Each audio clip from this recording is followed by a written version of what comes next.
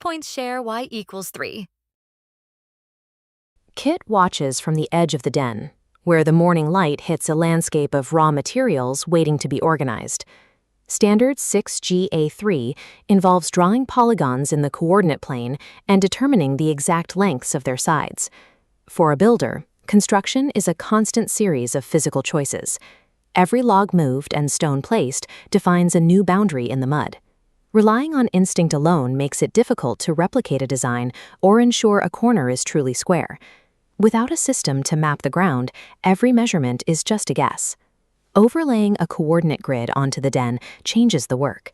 It allows the builder to pin down specific vertices in space, turning a rough clearing into a precise floor plan. By spacing pebbles and reeds at even intervals along the shoreline, we create a visible map where every position has a unique address. We can mark 4 specific locations to serve as the footprint for a structure: point A at 1,1, B at 5,1, C at 5,4, and D at 1,4. Connecting these points in alphabetical order encloses the space. Each log tracks the path from one set of coordinates to the next. Because these logs align directly with the grid lines, they meet at square corners. This specific arrangement of 4 vertices creates a rectangle.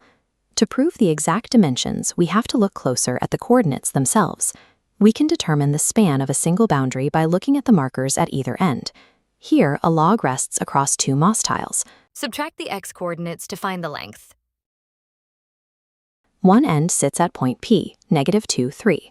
The other sits at point Q, 4, 3. Both points share a y-coordinate of 3. This tells us the line is perfectly horizontal, moving along the x-axis without any vertical shift.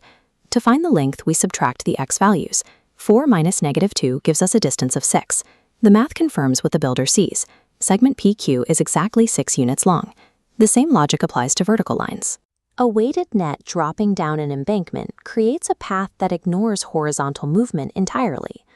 The net is anchored at the bottom at point R, 2, -1, and at the top at point S, 2, 5. Both points have an x-coordinate of 2. Since the x value doesn't change, the line is perfectly vertical. We find the vertical distance by calculating the difference between the y values. 5 minus -1 equals 6. The vertical span of this segment, RS, is 6 units long. The finished den is a collection of these calculated lengths and plotted points, with each measurement carved into the stone and wood. The coordinates on the surface provide the proof for the builder's work, turning physical effort into a permanent mathematical record. Mossback adds the final touches to the den, resting in a space where every boundary is now defined and verified. Look at the marks left in the environment.